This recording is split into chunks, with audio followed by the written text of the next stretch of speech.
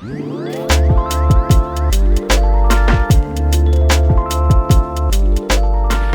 is up, everybody? Welcome back to the Most Valuable Podcast. I am Mark Williams with my colleague Victor Castro. And we are just two dudes who do real estate for a living. And today, Victor, it's the Super Bowl was the other day. We saw the Eagles beat the Chiefs. Molly whoop. In my opinion, America won yesterday, and the refs lost. But it brought up a topic I know that's something, and we'll tie it in together. But about cutting corners, right? Like, and what I'm getting at is the Super Bowl is like the pinnacle of sports events, right? It's the most watched sporting event in the U.S. at least, and worldwide it's up there with like the World Cup and stuff like that.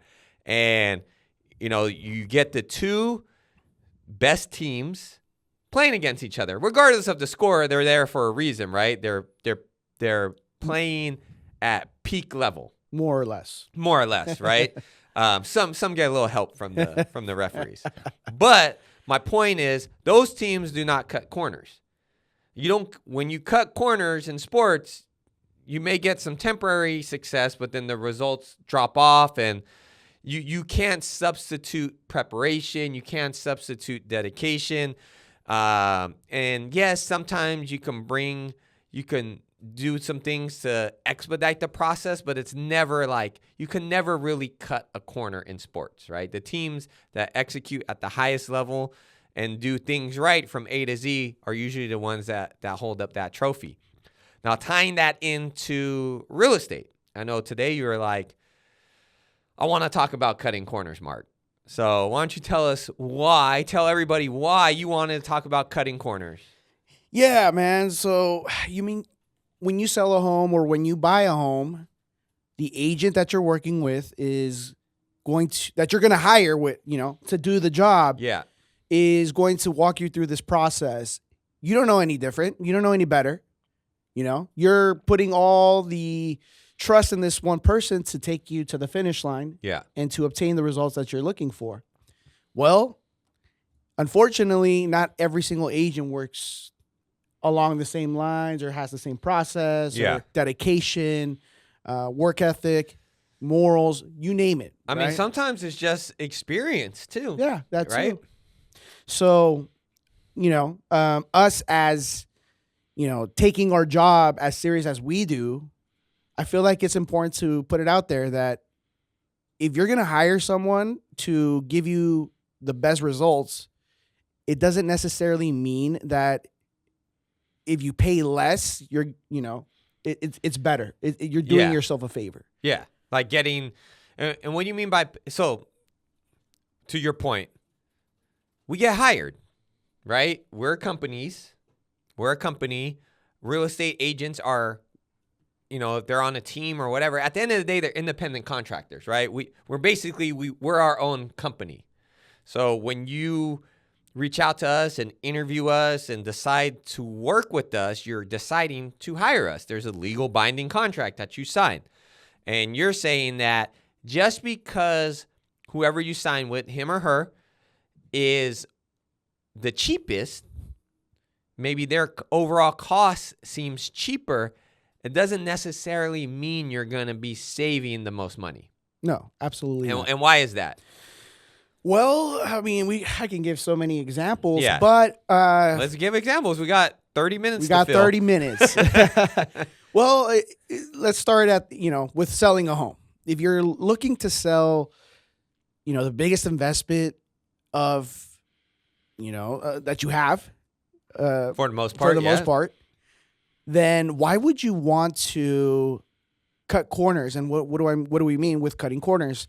Why would you not want to stage the home? Why would you not want to clean it? Why would you not want to, do inspections to make sure that you understand the condition that it's in before you actually put it on the market? Yeah. Or why wouldn't you want to fix something that is actually broken and then let the buyer who's looking to buy your home nitpick everything and bring down the price, ask for a credit? Why would you want to put yourself in that predicament? Yeah, I mean, I think it just has to go with, like I said, so there's two parts. I think there's two parts to this, okay? So you have those that, let's just be honest, are cheap, right? They're, and when I mean not cheap, not the homeowner that's trying to sell the home, the agent. Their business model is to cut expenses in the front end of things, meaning they're going to limit overhead. They're going to limit the cost per listing up front because they're probably saying, okay, if I am the only value that I have to compete in this world of real estate, because there are more realtors licensed in America than there are homes for sale, is to discount my services, to discount what I charge. That's the only value add I bring to the table. Or they think that's the only value add they bring to the table. Maybe that's how they were trained. And that's another thing, right? As new agents, we look to work under mentors and guidance, or sometimes we just try to figure out on our own. And maybe we just can't. It's a product of the environment. Maybe they worked for a team where that's what they do, and they think that's the proper way. And that's how they and not saying you can't be successful in the grand scheme of things. You do enough business, you're gonna be successful. But that thought process is we limit our expenses up front. This way I can discount what we charge to get more business. And to the consumer, they're like, oh, wow, well, Mark and Victor, are charging X percentage. You're a full 1.5% less or 2% less. Great. In the grand scheme of things, let's say it's $1 million home. 2% of $1 million is $20,000. Oh, you're $20,000 cheaper than what Mark and Victor are going to do. Yes, but you got to put side by side what we're doing. You know what I'm saying? And then there's a reason we're saying to do these things. It's not just to be fun, and it's more work. One, we're putting in more work to do the stuff, and two, the ultimate goal is we're gonna sell the home for more money. And 9 times out of 10, we're gonna sell it for more than that $20,000 that you're gonna save. Yeah, man. And look, if you put it down on paper, how much is 1% or 2% as far as what it is? Yeah, we're talking about percentage here, but let's put it in perspective for our listeners. Like you said, if I'm going to charge 3%, for example, yeah, and then you have an agent come in and undercut me and say, well, I'm going to only charge you 2% because you don't need to stage the home, because you don't need to do all that you're being advised to. I got the new iPhone 16. I could take pictures. Yeah. So how much are you costing yourself? That is what I'm trying to get to. Yeah, and you say okay, average price and contra cost accounting is like $800,000. Okay, so 3%. Let's just say you were charging 3% for the sale of that home. You're talking $24,000, and then that person's charging 2%, so it's $16,000.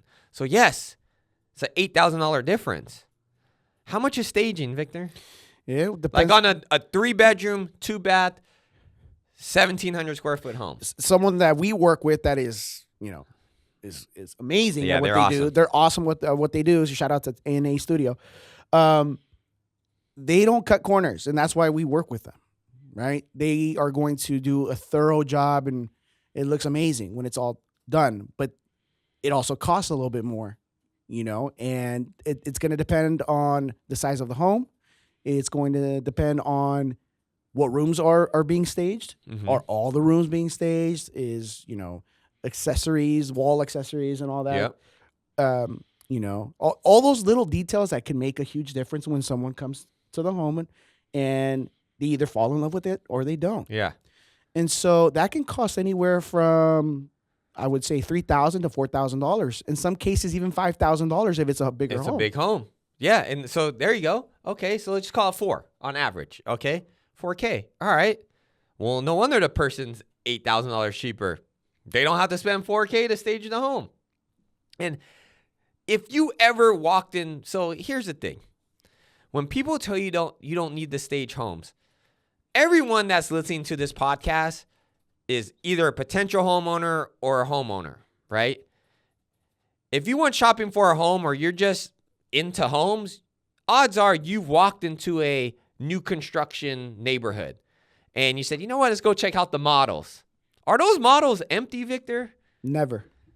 Are they like interior design furnished? Yes, it's professionally done. It's done to the point where some of the stuff you see you can't even get from the builder. And it's done on purpose. And the purpose is to show you the potential of the home. Like, you can make this custom wall with the wallpaper and then accent it with the gold hardware with the white. You know, it's done on purpose. And there's furniture and you can fit this size couch here and, you know, make it work for you. You don't walk into an empty home. So if these companies that are multi-million-dollar companies that are building neighborhoods of 300 or 400 homes, and they got to sell 400 homes, and they build out 4 or 5 homes of the different models to show you a dirt lot. They're selling you a dirt lot. They're not selling you, and when you go walk in that model, it's not empty. It is not only staged, but even to the next level, which we do sometimes as well, depending on the home, right?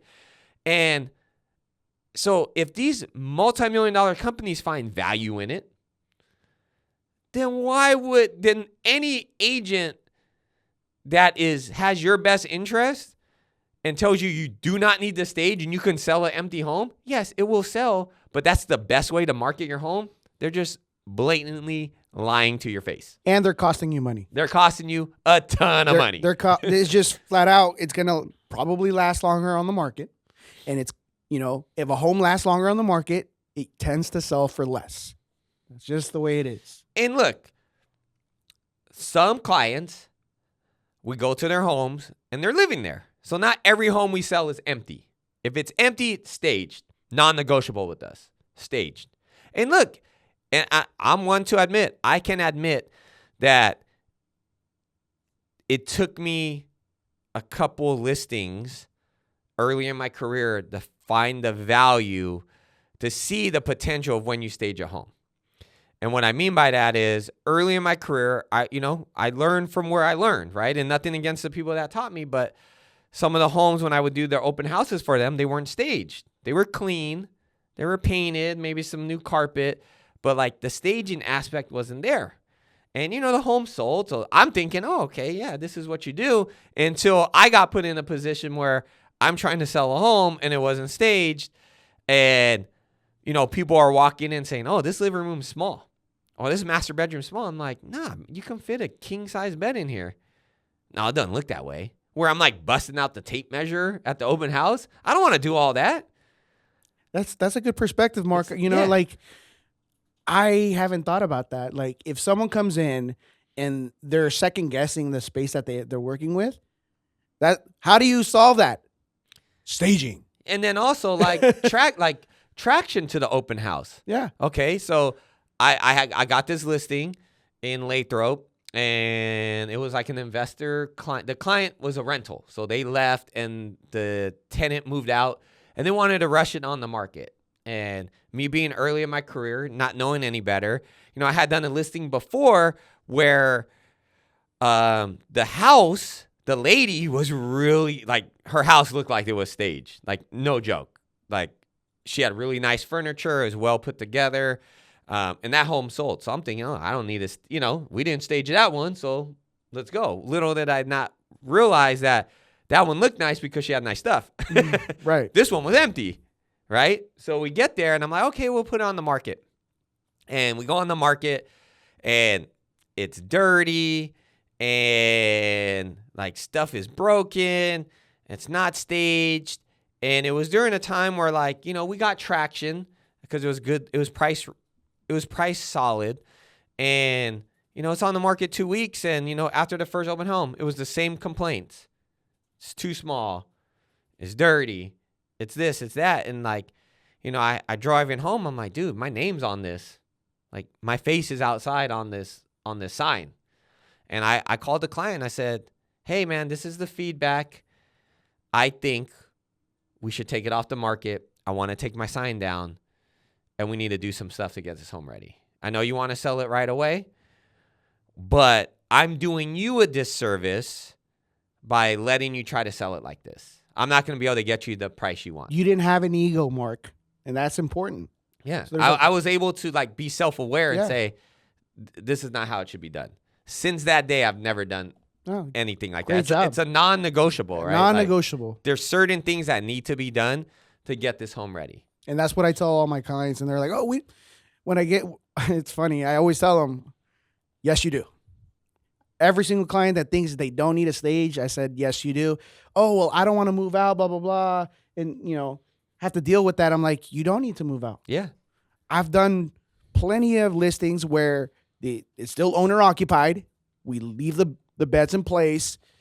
We still stage the home professionally, and I advise, have a carry-on with all your stuff, all your belongings that you're going to use for about, that you would use in a week. Yeah. That's all you need. I mean, how many times have we listed a home, Victor, and people walk in and they're like, oh, where did they move to? And we're like, no, they still live here. Yeah. We could make it look like you do not live there. I mean, look, it takes a little bit, like we have people, but it takes a little bit of work to take down your pictures from your wall. Look, we know you love that family portrait in front of the Christmas tree, but no one else wants to see your family if they're trying to buy a home. There's like an attachment. You want to eliminate that emotional attachment, right? So it takes a little bit of work. You're going to be moving anyways. Perfect time to declutter. Perfect time to start boxing stuff up. And bonus, if you have a garage, guess what? Just your garage is your storage. A garage is a garage, bro. Unless you have this crazy garage with like a car lift and that's a selling point. A selling point, which rarely it is, right? Even if it is, people don't really care. If they can see it, the guy's like, yeah, cool, I see myself here, whatever. Or you get a little storage unit that's free for like the first 2 months. I always advise that. Like I would advise that. If you can't, you can't. And that's where I say, the garage is fine. But if you can have the whole home empty of your belongings, you're only helping yourself sell the home faster and for more money. Yeah. Yeah. And look, we all buy furniture based on like now with the internet and, being access to see like designers, right? At least younger generation, I would say, like, I don't know, millennials and less. Like we get ideas, like inspiration. It's easy for us to get inspiration of how a interior should look. But sometimes we buy stuff based on comfort. And comfort sometimes is ugly. Right. Or it's oversized. Or it's exactly. Right? And it makes the room feel small and stuff like that. So just because you're living there, we're not going to be able to use every piece of furniture is what I'm getting at. And just because you like that couch, the next person doesn't like that couch, right? So, and now, so there's ways around it. The point I'm getting at is it has to be as neutral as possible. Yeah, neutral as possible. Stage is non-negotiable, especially when you work with MVP real estate. Plain and simple. We can work with what you got. We'll buy you new comforters and sheets so you can actually keep them afterwards. But we want your beds made. Like it needs to be presentable, right? The more stuff we can add, the quicker it sells. But now I want to talk into this cutting corners. I want to ask you a question, Victor, and like first thing that pops into your head, I want to just answer honestly. Okay? What is your thoughts about digital staging? To me, it is a ripoff to the client.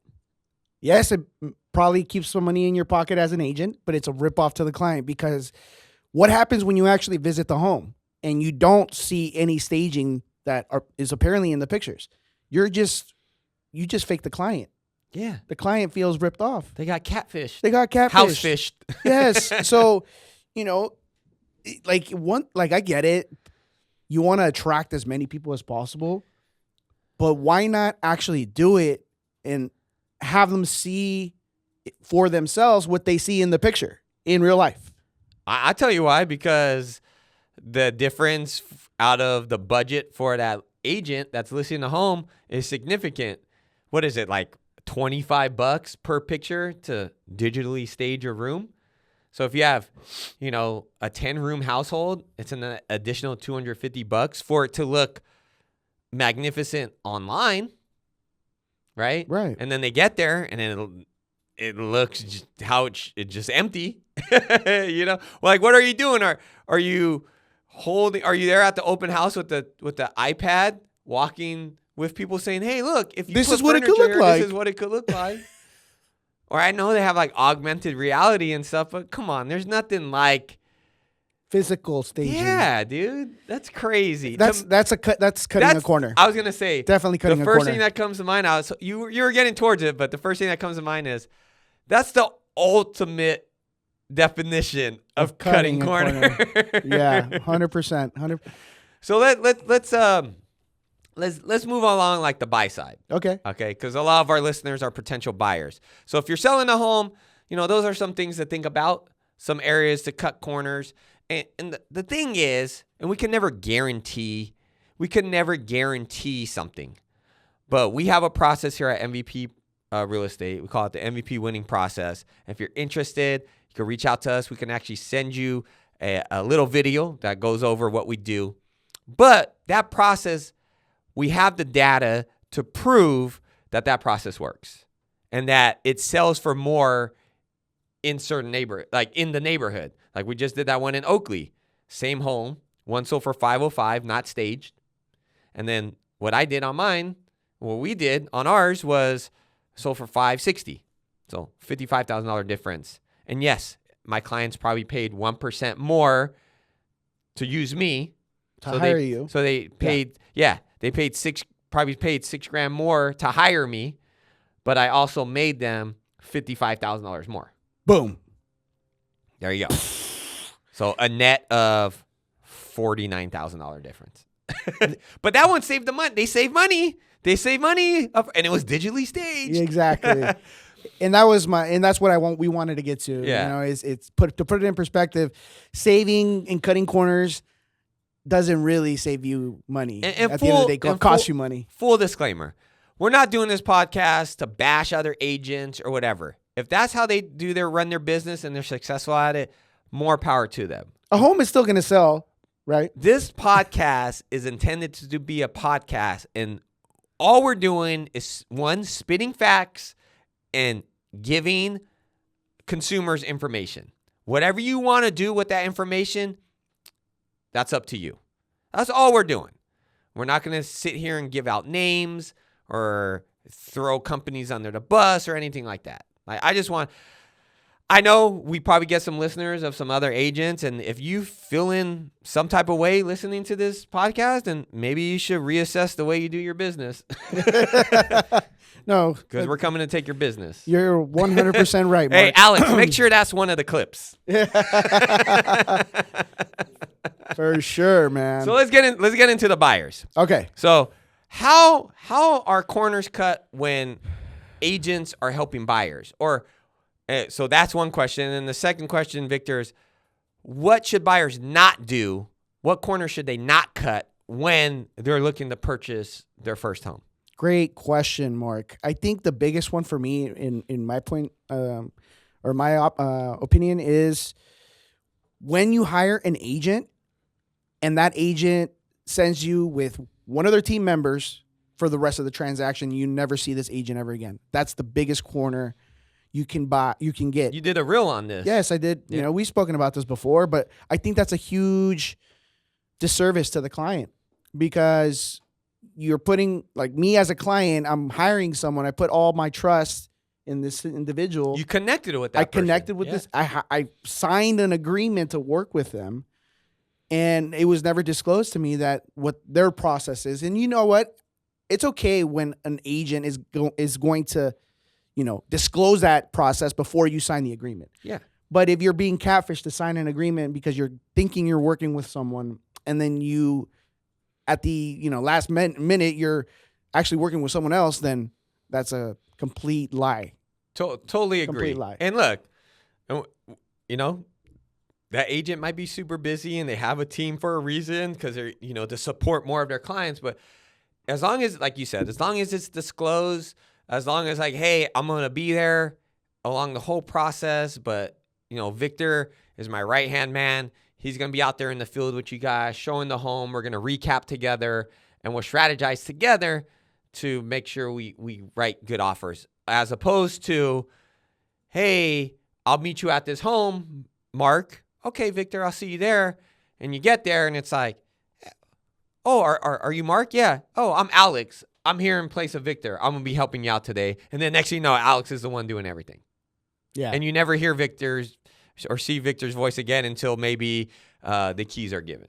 That's kind of what you're getting at. And I don't want to get too much into that because we talked about it, but that's a corner cut on the agent side, because the fear of maybe losing out on that business because that person wanted to work with them specifically, as they kind of just cut that corner and leave that whole disclosure piece out.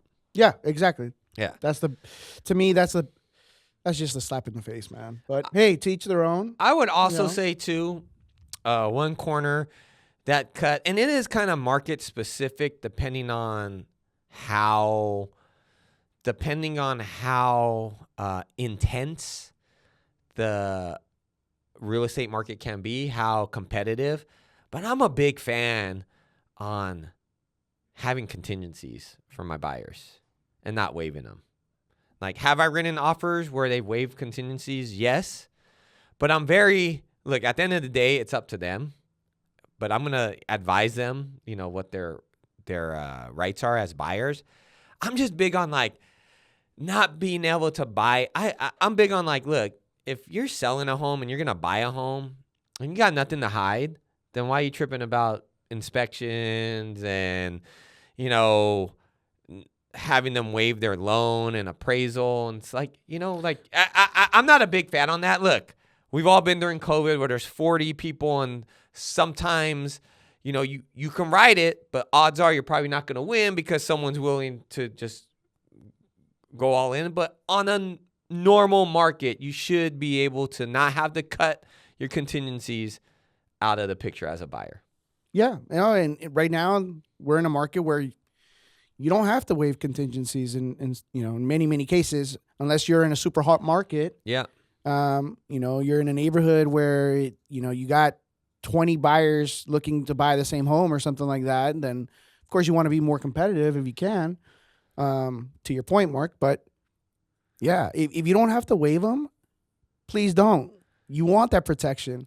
What happens when you waived everything, you didn't have to, and now you're pretty much essentially on the hook to buy this home, even though you don't want to buy it anymore? It's happened before. Yeah. And it sucks. It sucks to listen to those horror stories because, man, can you imagine? Yeah. And that goes, it kind of, not to get too much into it, but it kind of ties back to what we're talking about. Like, when we list homes, we do pre-inspections. Like, that may make someone more comfortable to waive that contingency. If you already did the work. And we use reputable companies. Like, companies we use, they're some of the best in the Bay Area, and a lot of agents use them. Like, I've shown a home where the inspection was done the week before, and my clients are like, oh, I want to do inspections. I'm like, you can do inspections. That's your right. But you asked me which companies I'm going to recommend. The ones this agent used are the two people I'm going to recommend. So if you want them to come back out and re-inspect it, we definitely can do it. That's up to you. But here's the inspections already. You get what I'm getting at? It's like, oh, dang, these are the people, that he recommends and we're used. And, you want a second opinion? That's your right. We'll write it in the offer. So little tips out there if you're an agent listening to this, pre-inspections, it's worth the investment. It really is. Yeah. It really is. And not only that, but going back to the selling side, I had that situation happen to me where we did inspections like we always do. And the buyers wanted to do their own inspection. I said, absolutely. We have nothing to hide. Yep. Go ahead. We know what's wrong with the house and what's not wrong with the house. By all means, do your own inspections. And they wanted to nitpick everything. Yeah. Brought just invented anything they can to try to get a credit. And I'm like, I'm sorry, Mrs. blah, blah, blah. But we already did our inspections. We know what's wrong in the house. We did our work. We did our due diligence. And what you're asking for is not part of what's wrong with the house. No, it was Like, more of a preference exactly. than a problem. Exactly. Yeah. And so we saved a lot of money on that because of that. You know, we protected But I the mean, client. kudos too to their agent. You know, they made their client feel comfortable doing inspections, and by all means, like, you know what I'm saying, like, they got nothing to hide, right? And I would say one thing that popped up as we wrap this up, cutting corners as preventing cutting corners as a potential buyer, is being comfortable with who you are hiring to help you buy. Look, there's no secret. There's a lot of people that have their real estate license. There's a difference. I say this all the time. There's a difference between someone that is a realtor or real estate agent, and there's someone that has a real estate license. Those two things are different in this regard. A real estate agent or realtor, depending on their association, should be somebody that does this job full time. They may have other streams of income from rentals or whatever, but their primary career or job is they do real estate. Example, Mark Williams and Victor Castro. Like, we do real estate for a living. This is what we do. Technically our 9 to 5. Then you have those that have their license, you know, your uncle's son's cousin, that family member you see once in a while. And, you know, when the market's hot, they jump back in the market, do a couple deals, make a couple extra bucks. It gets cold. You know, everyone's posting, 90% of agents did 0 transactions in 2024. Well, here's the thing. Those agents aren't agents. They have real estate licenses. There's a difference. So understanding that, don't cut your corner when you're choosing who you're hiring to represent you. And if it is a family member, great. I would say, yeah, give that person that opportunity, but make sure you do your due diligence and don't just accept them because they're your family member. Like, ask them when's the last time they did a transaction. Ask them, compare. Maybe interview someone that does it for a living, go and make a choice. Yeah. Don't skip that step because, you feel obligated because they're a family member or something. That's my thing. Yeah. Give them the shot first. I'm not saying take money away from your family member. Just make sure they're the ones that are right for you. That's all I'm saying. Yeah. At the end of the day, they might be the right person for you, but when you're buying the most expensive investment of your life, the most important investment of your life, it's nothing to play with. I'm just big on, like, I wouldn't hire a part-time lawyer. I wouldn't have surgery by a part-time physician or surgeon, right? I'm not going to hire a part-time mechanic. I mean, technically, I'm a part-time mechanic, right? I could change my oil. Right. Like, I wouldn't hire, someone, my videographer. I wouldn't hire them if they were part-time. You know what I'm saying? Like, I want people that do this because it's a profession that is constantly evolving. There's tons of rules and regulations. Markets are very organic and shifting. They can shift from week to week, right? And I just want someone that's in tune with everything. I mean, that's how I roll.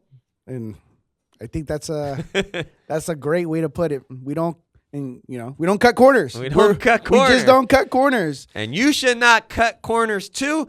And if you didn't listen to this whole podcast, then you cut a corner.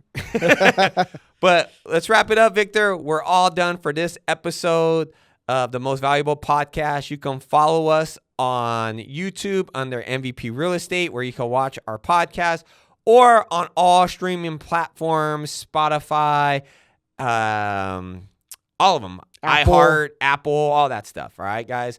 Every Thursday at 9 o'clock. Some platforms, there is a little bit of a delay sometimes on them uploading. But around Thursday at 9 o'clock is when we post our podcast, the Most Valuable Podcast. And with that, ladies and gentlemen, we look forward to winning with you.